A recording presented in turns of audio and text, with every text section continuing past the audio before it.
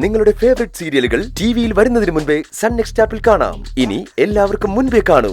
ഇപ്പോൾ തന്നെ sun next app download ചെയ്ത് സബ്സ്ക്രൈബ് ചെയ്യൂ. ശരി ആന്റി, എന്നാ വെച്ചോ. നാളെ ഇതിന്റെ റിസൾട്ട് എന്നെ വിളിച്ച് പറഞ്ഞാ മതി. ശരി ഹർഷേ, നീ കടന്നു. നാളെ ഒരു ശുഭവാർത്ത തന്നെ ഞാൻ നിന്നെ വിളിച്ചു പറയും. Okay aunty, good night.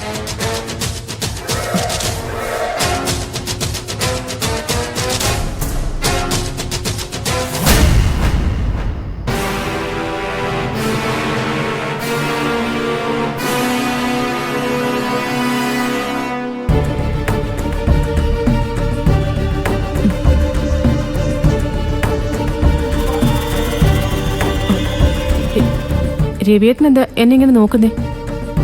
ഞാനെന്തോ വലിയ തെറ്റ് ചെയ്ത പോലെ. അങ്ങനെ നിനക്ക് തോന്നിയെങ്കിൽ അത് തെറ്റ് ചെയ്യുന്നു എന്നുള്ളൊരു ബോധം നിന്റെ മനസ്സിൽ കിടക്കുന്നുണ്ട്. നമുക്കിഷ്ടമുള്ള ഒരാൾക്ക് വേണ്ടി നമ്മൾ എന്തെങ്കിലും ചെയ്യുന്നത് എങ്ങനെ തെറ്റാവും രവിയേട്ട? ഒരാൾ നമ്മൾ ഇഷ്ടപ്പെടുന്നതിൽ പോലും തെറ്റും ശരിയുണ്ട്. പക്ഷേ ശരിയായ ഒരാളെയാണ് നമ്മൾ ഇഷ്ടപ്പെടുന്നതെങ്കിൽ അയാൾക്ക് വേണ്ടി നമ്മൾ തെറ്റ് ചെയ്യേണ്ടി വരില്ല. ആ കാര്യത്തിൽ നിനക്ക് ആദ്യമേ പിഴവ് പറ്റി. സുശീലാൻറ്റി ഒരിക്കലും നിനക്ക് ഇഷ്ടപ്പെടാൻ പറ്റിയ ഒരാളായിരുന്നില്ല. അത് നീ ഇനിയെങ്കിലും മനസ്സിലാക്ക്.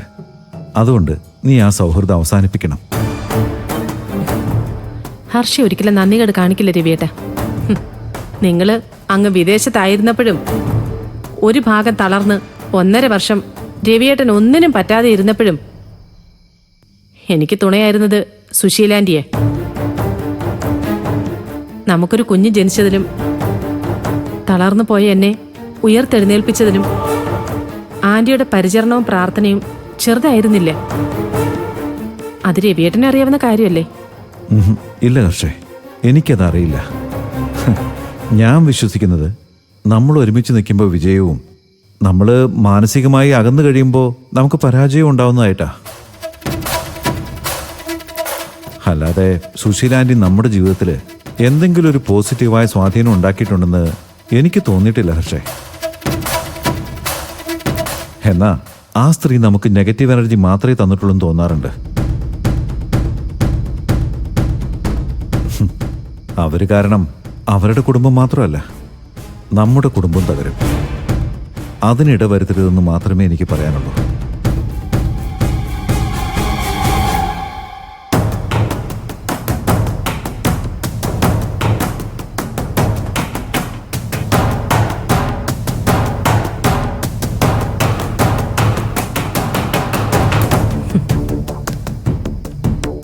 എന്ത് തകർന്നാലും ഹർഷ ഇടപെടുന്ന കാര്യം ജയിക്കണം.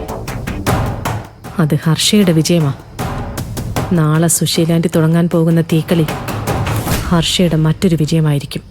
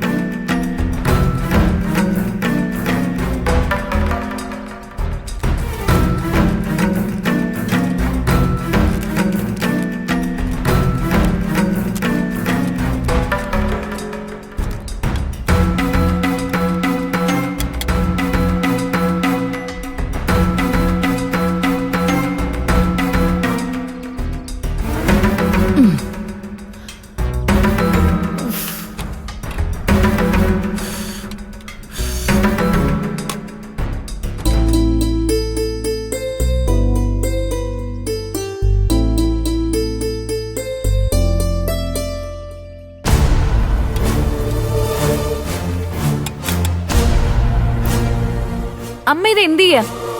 വീടിന് മുറ്റത്ത് പൊങ്കാലിടാണോ? അതേടി, ആറ്റുകാലമ്മ എനിക്ക് കാണിച്ചെന്ന വഴിയാണിത്. അവനവന്റെ ആഹാരം അവനവൻ ഉണ്ടാക്കി കഴിക്കുക.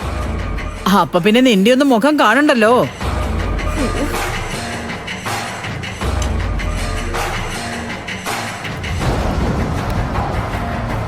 എന്റെ ദൈവമേ, അമ്മ ഇവിടെ ഇരുന്ന് പാചകം ചെയ്യുവാണോ? അല്ലാതെ പിന്നെ നിന്റെയൊക്കെ കൈയും കാത്തിരുന്നാ ഞാൻ പട്ടിണി കിടന്ന് ചത്തുപോകും. ആദ്യം ഒരു ചായ ഇട്ട് കുടിക്കട്ടെ, ബാക്കിയൊക്കെ പിന്നെ. അതൊന്നും വേണ്ട. അവിടെ അമ്മയ്ക്ക് ചായ എടുത്തു വെച്ചിട്ടുണ്ട്, അതെടുത്ത് കുടിച്ചാ മതി. എനിക്ക് വേണ്ടടി നിന്റെ കൗതാര്യം. ദൈവം സഹായിച്ചേ ഇപ്പൊ എനിക്ക് സ്വന്തമായിട്ട് വല്ലതും ഉണ്ടാക്കി കഴിക്കാനുള്ള ആരോഗ്യമുണ്ട്. ഇതൊക്കെ ബാക്കിയുള്ളവര് സമ്മതിക്കുന്ന അമ്മയ്ക്ക് തോന്നുന്നുണ്ടോ? ആരാടി ഈ ബാക്കിയുള്ളവര്? നീ നിന്റെ ഏട്ടന്മാരും അല്ലേ? നിങ്ങൾ 3 പേരും എന്നെ കൈവിട്ടത് കൊണ്ടാ ഞാൻ ഈ മരച്ചുവട്ടിൽ അടുപ്പ് കൂട്ടിയത്. അതെ, പെറ്റമ്മയ്ക്ക് 3 നേരം ആഹാരം കൊടുക്കാൻ പറ്റാത്തവർക്ക് എന്റെ ഈ പ്രവൃത്തിയെ ചോദ്യം ചെയ്യാൻ എന്ത് അധികാരം അടിയുള്ളത്? അമ്മയ്ക്ക് ആഹാരം തരാൻ പറ്റില്ലെന്ന് ഇവിടെ ആരെങ്കിലും പറഞ്ഞോ? അമ്മ തന്നെയല്ലേ ഓരോന്ന് കാണിച്ചും പറഞ്ഞും എല്ലാത്തിനും ഉടക്കുണ്ടാക്കുന്നേ. അതെടി, എല്ലാത്തിനും കാരണക്കാരി ഞാൻ തന്നെയാ, സമ്മതിച്ചു. ഇനി ആർക്കും എന്നെ കൊണ്ടൊരു ശല്യമില്ലല്ലോ. എനിക്ക് നിങ്ങളുടെ ആഹാരവും വേണ്ട, ഞാൻ നിങ്ങളുടെ അടുക്കളയിലേക്ക് വരുന്നുമില്ല. പ്രശ്നം തീർന്നില്ലേ? അമ്മ ഈ കാണിക്കുന്നത് തന്നെ ഏറ്റവും വലിയ പ്രശ്നം. ഇതിപ്പൊ തന്നെ ഇവിടെ നിർത്തി മാറ്റിക്കോ, അത് അമ്മയ്ക്ക് നല്ലത്. ഇല്ലെങ്കിൽ ഞാൻ ഈ വെള്ളം എടുത്തൊഴിച്ച് അടുപ്പാണ്. നീ വെള്ളം കൂടി കൊണ്ട് വാടി. ഈ തീക്കൊള്ളി വെച്ച് നിന്റെ കണ്ണി ഞാൻ കുത്തിപ്പൊട്ടിക്കും. അമ്മയ്ക്ക് ഭ്രാന്താണോ? അതെടി, എങ്ങനെയെങ്കിലും ഇവിടെ പിടിച്ചു നിൽക്കാൻ നോക്കുന്നതിന് പകരം ഇതുപോലുള്ള വക്രബുദ്ധിയും കൊണ്ട് ഇറങ്ങിയാലേ അമ്മയും മക്കളും തമ്മിലുള്ള ബന്ധം ഇല്ലാതെ. അവസാനിക്കൂടി.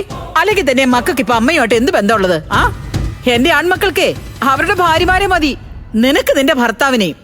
എനിക്കാടി ആരും ഇല്ലാത്തേ. ഞാനേ ഇനി ഒറ്റയ്ക്ക് തന്നെ ഇവിടെ കഴിഞ്ഞോളാം. വേണമെങ്കിലേ ഇന്ന് മുതൽ കിടപ്പ് ഞാൻ തിണ്ണയിലേക്ക് മാറ്റിക്കോളാം. അപ്പൊ പിന്നെ രാത്രിയാകുമ്പോ നിങ്ങൾക്ക് അമ്മയെ പുറത്താക്കി വാതിലടയ്ക്കാമല്ലോ. ഞാനൊരു പുറമ്പോക്ക് വരെ കഴിഞ്ഞോളാം. എനിക്കതൊക്കെ മതി. എന്റെ മക്കൾ അങ്ങ് സുഖമായിട്ട് ജീവിക്കേ. ഞാൻ പറഞ്ഞ അമ്മയ്ക്ക് മനസ്സിലാവില്ല. പറയേണ്ടവര് വന്ന് പറയുമ്പോ മനസ്സിലായിക്കോളൂ. ഏട്ടാ, ഇന്ദ്രേട്ടാ, ഒന്നിങ്ങോട്ട് വന്ന് നോക്കിയേ. ഏട്ടാ,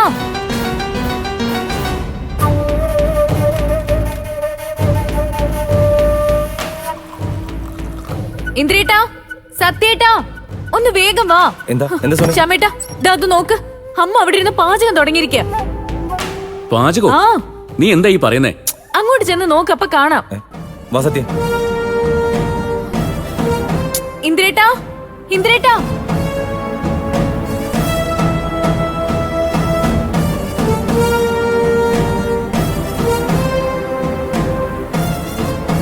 ഇതൊരുമാതിരി മനുഷ്യനെ ഭ്രാന്ത് പിടിപ്പിക്കുന്ന പണിയാണല്ലോ.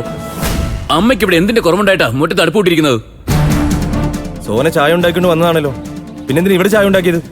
എന്റെ സമയത്തിനും ഇഷ്ടത്തിനും എനിക്ക് വല്ലതും കുടിക്കുകയോ കഴിക്കുകയോ ചെയ്യണമെങ്കിൽ ഇതാണ് നല്ലതെന്ന് തോന്നി. ഇതാവുമ്പം എനിക്ക് ആരുടെയും കാല് പിടിക്കണ്ട. എന്നെ കൊണ്ട് ആർക്കും ഒരു ശല്യവും ഇല്ല.